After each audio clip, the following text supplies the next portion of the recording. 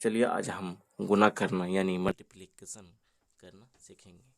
तो उससे पहले कुछ बेसिक चीज़ें हैं जिसे जानना हम लोग को ज़रूरी है, और ये सबको पता ही होता है, सब लोग जानता है। और मतलब यानी कहने का मतलब जो नहीं जानता है उसके लिए क्या है बता रहे हैं। तो ये पहला पॉइंट कहता है किसी भी संख्या में शून्य से गुना किया जाता है तो उसका मान शून्य होता है। शून्य होता है मतलब कि कोई भी संख्या है और उसमें आप शून्य से गुना, शून्य यानी जीरो से जब आप गुना करेंगे तो उसका जो गुणनफल होगा, उसका जो मान होगा वो शून्य के बराबर होगा, शून्य का बराबर होगा। पहला पॉइंट यही कहता है। और दूसरा देखिए, किसी भी संख्या से शून्य में गुना किया जाता है तो उसका मान जो होता है शून्य होता है, उसका मान जो शून्य होता है। जैसे शून्य में आप कोई संख्या से गुना कीजिएगा तो उसका मान जो होगा शून्य होगा, शून्य होगा। ये दोनों पॉइंट का कहने का मतलब यही है कि आप शून्य से संख्या में गुना करें, शून्य से संख्या में गुना करें, या संख्या से शून्य में जब आप गुना करेंगे तो उसका मान जीरो आता है। और तीसरा देखिए कहता है शून्य को शून्य से गुना करने पर उसका मान शून्य आता है। कहने का मतलब आप जीरो को जीरो से जब गुना करेंगे तो उसका मान जीरो ही होगा। तो देखिए पहला प्रश्न है, इसको क्या करना है, गुना करना है।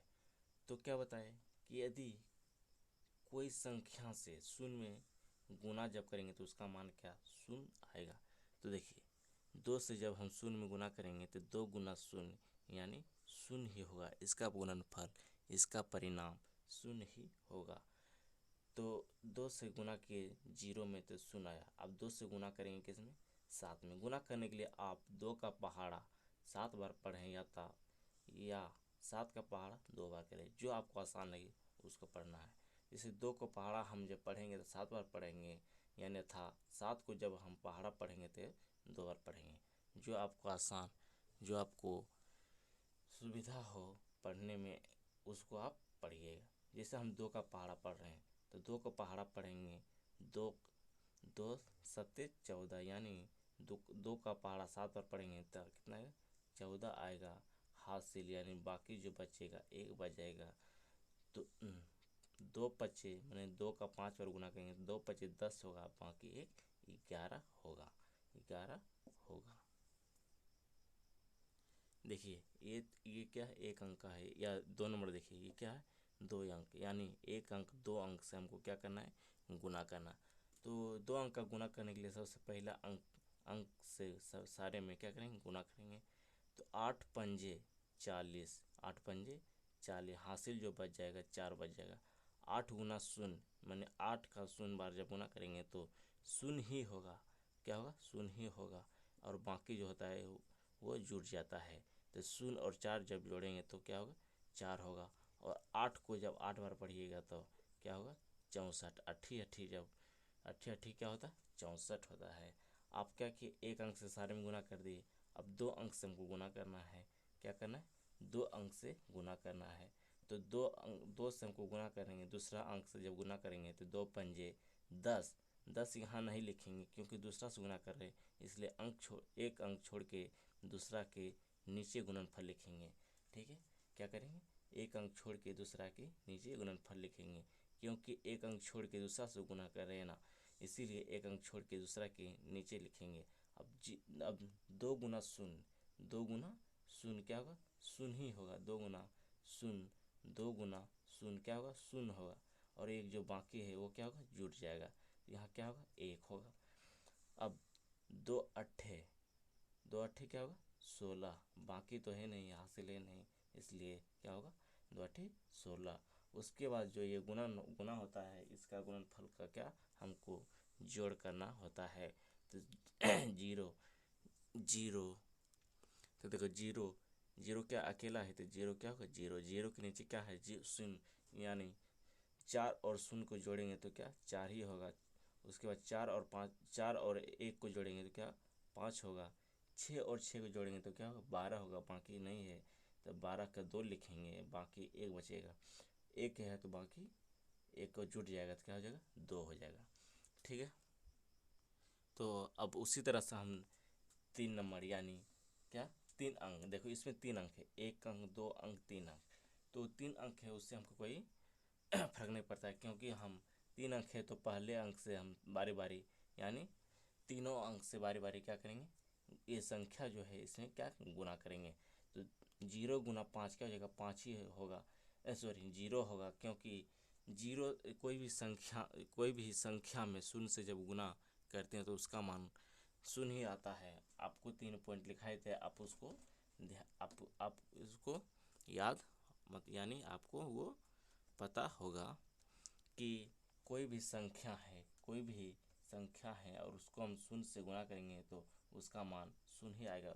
उसी तरह जब आप शून्य को जब आप 5 से गुणा करेंगे तो उसका मान शून्य ही आएगा, और शून्य को उसके बाद क्या है शून्य गुना शून्य, यानी शून्य को आप शून्य यानी 0 से ही गुणा करेंगे तो क्या 0 ही आएगा।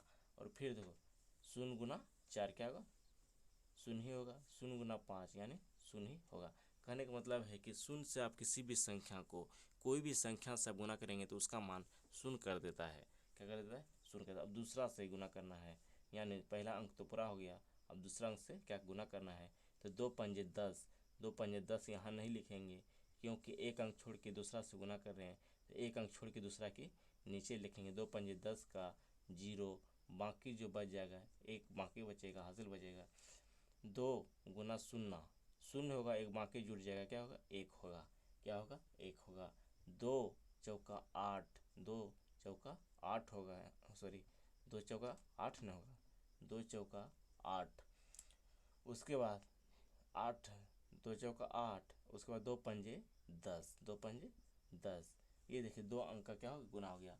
और यहाँ के देखिए 3 अंक ना है तो हमको 3 अंक से गुना करना है, तो तीसरा अंक से गुना करेंगे तो 3 पंजे 15, 3 पंजे 15, देखो 1 अंक 2 अंक 3 अंक, 3 पंजे 15, 3 2 अंक छोड़ के तीसरा के नीचे लिखेंगे, क्योंकि 2 अंक छोड़ के तीसरा से गुना कर रहे हैं इसलिए 1 अंक 2 अंक 3 अंक तीसरा के नीचे लिखेंगे गुणनफल। तो 3 गुना शून्य यानी शून्य शून्य ही होगा, बाकी एक क्या होगा जुट जाएगा। 3 चौका 12, 3 चौका 12, 12 का क्या होगा 2 होगा, 3 पंजे 15, एक बाकी एक जो रहेगा 16 हो जाएगा। तो इसको आप क्या करेंगे जोड़ करेंगे, तो शून्य को शून्य अकेला है तो शून्य ही होगा, शून्य जोड़ शून्य शून्य ही होगा। 5 जोड़ 1 जोड़ शून्य यानी 5 1 6, 6 1 6, और शून्य को जोड़ेंगे तो 6 ही रहेगा। 1 और 8 को जोड़ेंगे तो 9 होगा, और शून्य को जोड़ेंगे तो 9 ही रहेगा। 2 और शून्य को जोड़ेंगे तो 2 ही। 6 और 1 को जोड़ेंगे तो 7, और 1 अकेला है तो अकेला। तो इस तरह से क्या गुना करेंगे। तो आप आशा करते हैं आप समझ गए होंगे। ये देखिए 1 अंक का गुना है, ये 2 अंक का, ये 3 अंक का, 4 अंक का भी आ सकता है, तो आप 4 अंक का भी आप कर लेंगे क्योंकि आप जब 1 अंक 2 अंक 3 अंक का जब आप गुना कर सकते हैं तो 4 अंक का भी यही प्रक्रिया रहेगा, यही तरीका रहेगा। आशा करते हैं आपको समझ आया होगा।